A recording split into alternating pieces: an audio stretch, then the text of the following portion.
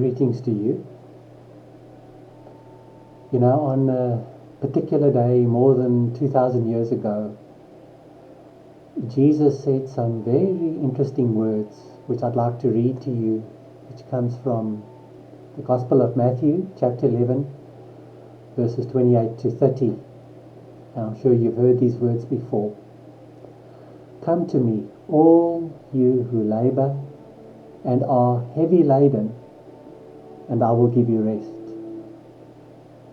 Take my yoke upon you and learn from me.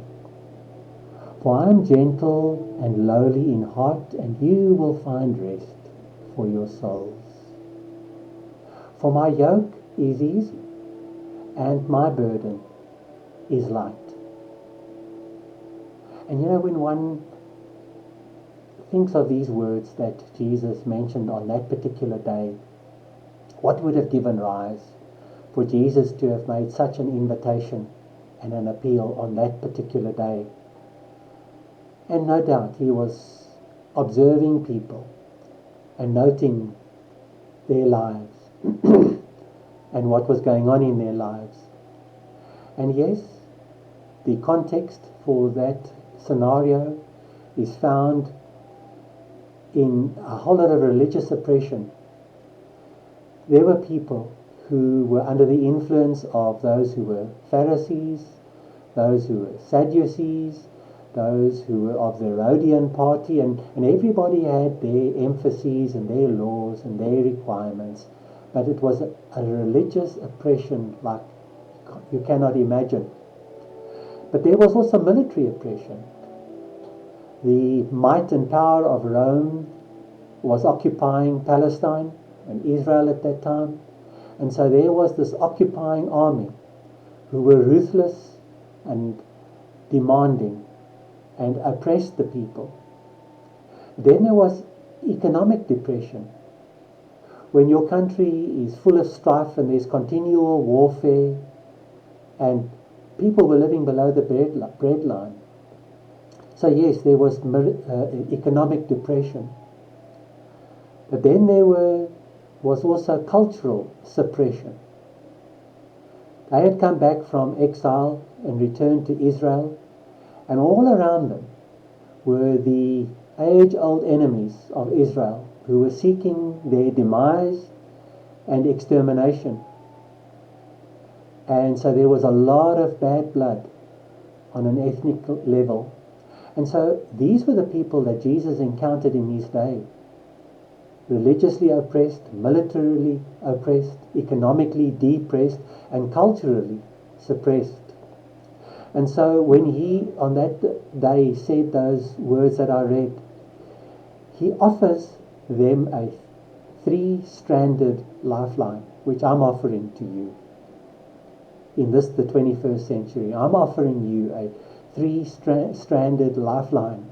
And coming out of those three verses that I read, from Matthew 11:28, verses 28 to 30.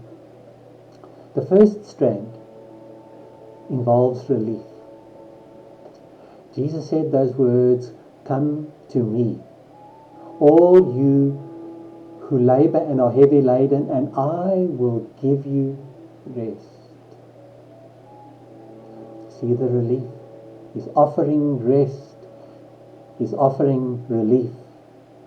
You know, the hymn writer Horatio Bonar wrote these words, and I want to read them to you. I heard the voice of Jesus say, "Come unto me and rest. Lay down, thou weary one, lay down thy head upon my breast." I came to Jesus as I was, weary and worn and sad. I found in him a resting place, and he has made me glad. I heard the voice of Jesus say, "Behold, I freely give. The living water, thirsty one, stoop down and drink and live." I came to Jesus and I drank of that life-giving stream. My thirst was quenched, my soul revived, and now I live in him. And so that first strand is the relief he offers and the rest. The second strand is the strand of renewal. Verse 29 reads, "Take my yoke upon you and learn of me, for I am gentle and lowly in heart, and you will find rest for your souls." How is that renewal achieved? Well, firstly, I exchange my yoke for his. It's a new yoke. That's why he says, "Take my yoke upon you," which means I take off the old yoke, the one that is too heavy and that chafes and that hurts and that is so cumbersome, and he gives me his yoke. It's a new yoke. I exchange my influences or my teachers or the ones that are forever hounding me and oppressing me, and I take a new teacher, because he says, "Learn from me." So he would be my new teacher. And how is he? Well, he's gentle and lowly in heart. And in the process, I will find rest for my souls. You see, there was the Roman way, there was the Jewish way, and now here is the Jesus way. The renewal that would take place, the Jesus way. A.B. Simpson writes these words, which involve that step of faith that I take in order to be renewed. "I clasp the hand of love divine, I claim the gracious promise mine, and this eternal countersign I take, he undertakes. I take thee, blessed Lord, I give myself to thee, and thou according to thy word dost undertake for me. I take salvation full and free, though him who gave his life for me, he takes my all to be. I take, and he undertakes." And so as he undertakes for me, he renews me. And then the third strand is the strand of restoration. He says in verse 30 we read, "For my yoke is easy and my burden is light." We take the word yoke. The other meaning for the word yoke is also a coupling, or also seen as a beam of balance. Now this beam of balance is easy. Why? Because Jesus and I are in the same yoke together. And I become accountable to him.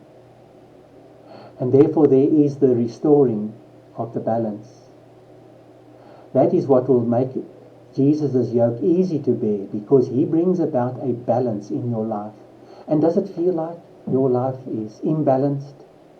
Jesus wants to bring that beam of balance, that coupling into your life where you and he are in that yoke together. He says, "My burden is light." Now when you think of the word burden, it also refers to freight. So if you think of a ship with a consignment of freight, what accompanies that consignment of freight is the appropriate invoice, which describes the load, the burden, and the freight, which basically is a license to carry or a license to transport. My friend,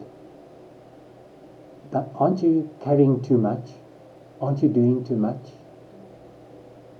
How much freight are you transporting around with you in being overcommitted and being so heavily weighed down that there is no balance, and that the invoice that you are meant to carry would involve a lot less than what you and I can sometimes be carrying? And so this burden of Jesus is not grievous or violent or oppressive. It says this burden is light. And how can his burden be light? Well, firstly, he gives me the strength. When I'm in that yoke with him, that burden is light. And he gives me the strength, because Philippians 4 verse 13 says, I can do all things through Christ who strengthens me. So not only do I have his strength, but secondly, I have his love. His love makes the burden light. In Romans 5 verse 5, the verse reads, "The love of God has been poured into our hearts by the Holy Spirit he has given us." So God gives us the love through the indwelling Holy Spirit. And that helps me to be able to bear that burden so that it is light.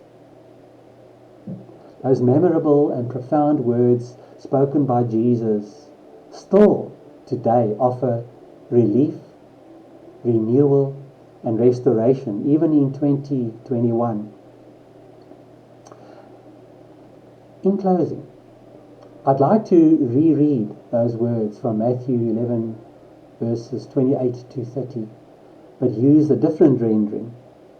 I want to use the Message rendering, which reads as follows. Are you tired, worn out, burned out on religion? Come to me. Get away with me and you'll recover your life. I'll show you how to take a real rest. Walk with me and work with me. Watch how I do it. Learn the unforced rhythms of grace. Jesus says, I won't lay anything heavy or ill-fitting on you. Keep company with me, and you'll learn to live freely and lightly. May God bless you in the days that lie ahead. And Jesus still offers today a 3-stranded lifeline, and it's available, it's free, and it comes from Him. May God bless you.